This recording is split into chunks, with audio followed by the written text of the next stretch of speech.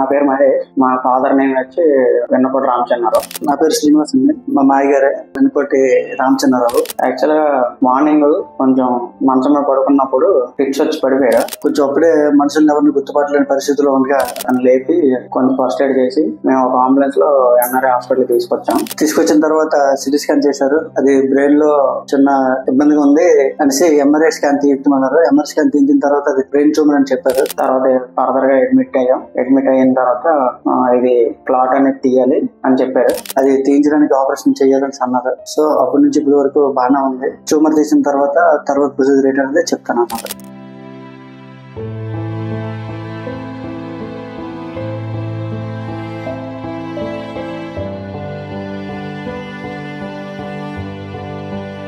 పేరు వి రామచంద్రరావు. నాకు ఆరోగ్యం బాగాలేని కారణంగా నేను విజయనగరం ఎన్ఆర్ఐ హాస్పిటల్కి వచ్చాను. డాక్టర్ ఈశ్వరరావు గారు బాగా చూస్తున్నారు. ప్రజెంట్ అయితే ఆరోగ్యం బాగుంది. ఈ రోజు డిశ్చార్జ్ చేస్తున్నారు. ఆయన మెడిసిన్స్ గట్రా తీసుకొని ప్రతి రోజు వాడతానని నేను చెప్పుకుంటున్నాను.